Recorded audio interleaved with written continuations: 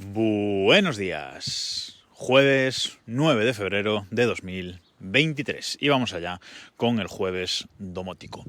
Por cierto que después del capítulo del episodio de ayer, muchos les estáis echando mucha culpa a la cerradura Nuki del problema y realmente yo le echo más la culpa al bombín que a la Nuki, porque que se quede sin batería es algo que siempre ha entrado en la ecuación, pero que un bombín de doble embrague no funcione como bombín de doble embrague, pues eso realmente no entraba en la ecuación. Bueno, aclarado esto, comentaros que últimamente, en la última semana, mis pantallas de inicio del iPhone han sufrido bastantes cambios. Yo suelo llevar tres pantallas en el iPhone, tres pantallas con aplicaciones y widgets. Es el máximo que me he puesto, no me gusta llevar más, aunque luego sí que tengo un montonazo de aplicaciones en el iPhone. Cada vez intento que sean menos de estas aplicaciones de por si acaso, pero bueno, tengo 382 aplicaciones instaladas en el iPhone, pero accedo a ellas pues mediante el buscador o mediante la biblioteca de aplicaciones. Hablaremos de esto otro día. Bueno, pero de esas tres pantallas del iPhone, como digo, han sufrido bastantes cambios últimamente por cambios en el uso de aplicaciones, pues entre ellos Twitter y Mastodon, etcétera. Y un cambio que ha sufrido en la última semana es que en mi pantalla de inicio, en la principal, en la primera, ha aparecido una nueva aplicación que tiene un iconito azul con una casita blanca, y es la aplicación de Home Assistant. Porque Home Assistant es este sistema domótico de código abierto, este sistema open source domótico que intenta integrar y ser el sistema domótico último, el sistema domótico definitivo. Y tiene actualizaciones pues todos los meses. La comunidad se mueve muchísimo y la verdad es que puedes hacer cosas muy chulas con Home Assistant, e incluso tener Home Assistant por debajo de tu sistema domótico principal, en mi caso HomeKit, y pues desde Home Assistant exportar datos y exportar los dispositivos domóticos hacia HomeKit. Los configuramos en Home Assistant y luego los lanzamos hacia HomeKit. Un poco el papel que hace Homebridge también, ¿vale? Yo en mi caso pues uso Homebridge, pero también se podría hacer con Home Assistant. Mucha gente me habla de Home Assistant cuando hablo de domótica, etcétera, y yo pues no lo estaba utilizando. Yo tengo que decir que hace, os diría que 5 años o 5 o 6 años, sí instalé y usé Home Assistant.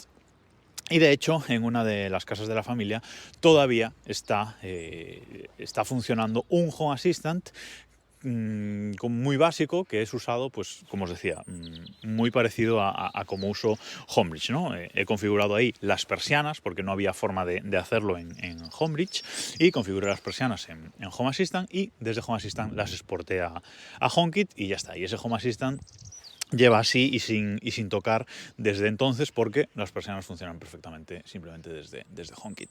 Ese Home Assistant que tengo instalado en una Raspberry Pi, en una 3, ni siquiera una 3 Plus, es una 3 creo, pues está en la versión, creo recordar que 0.98. Ahora Home Assistant ya no nombra sus versiones de esa manera, sino que lo hace con el año y el mes, pero bueno, es una versión, como os digo, antigua, de a lo mejor pues eso hace 5 años, por ahí.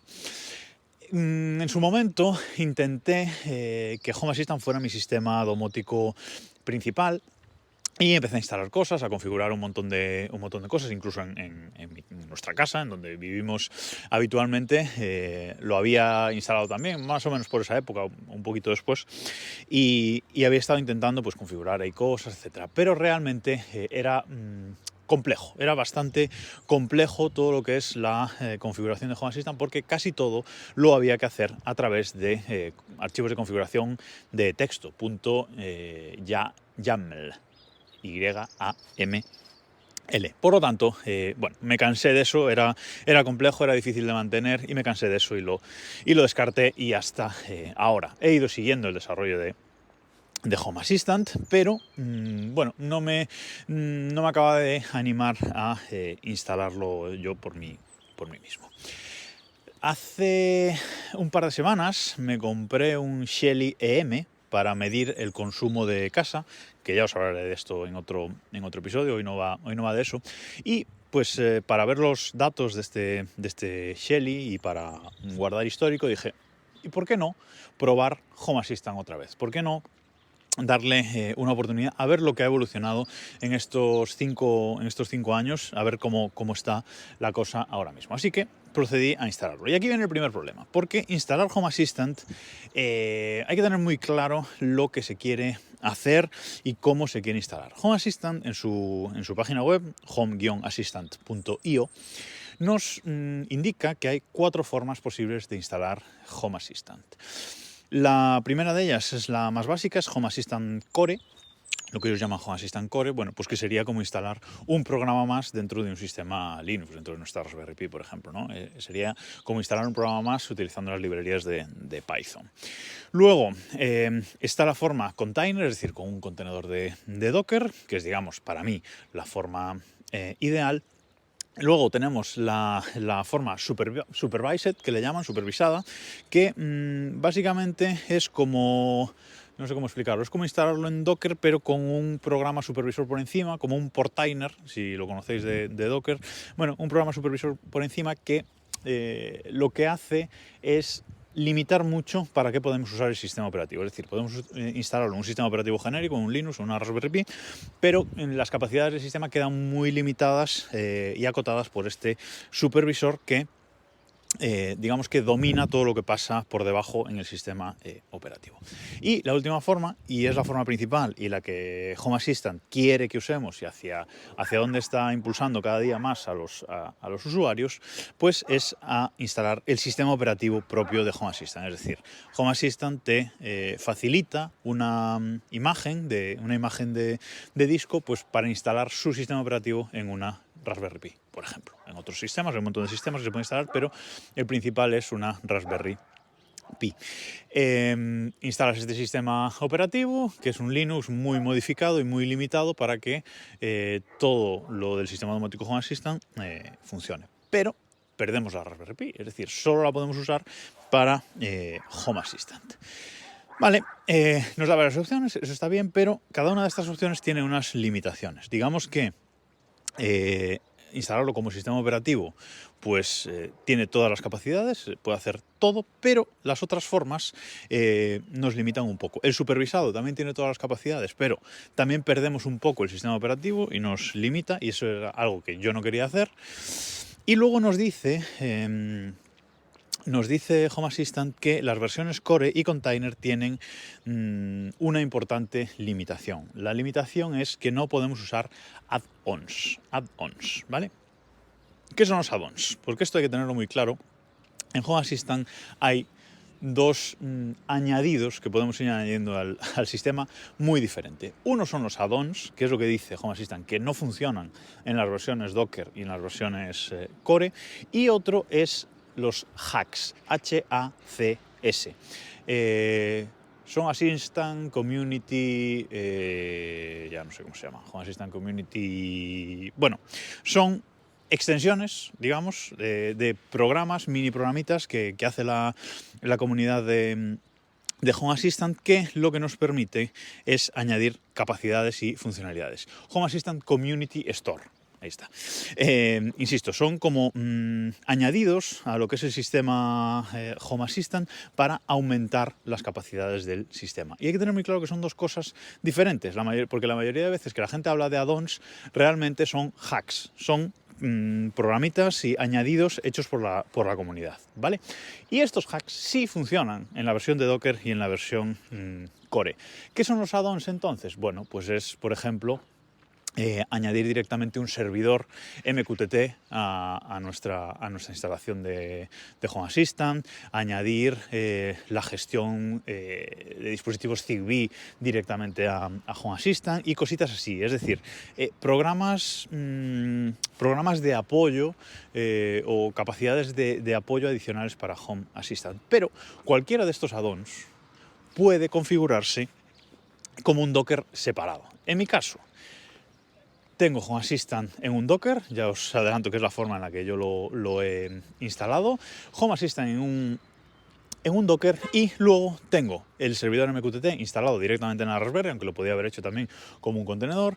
Tengo Civitu MQTT para gestionar los dispositivos Zigbee. Es decir, tengo diferentes estos add-ons, pero instalados de forma independiente. Insisto, todos o casi todos van a funcionar de esa manera. Y luego los añadidos, pues los añadidos con Hacks, esta Home Assistant Community Store, que ahí sí que hay muchas cosillas para instalar.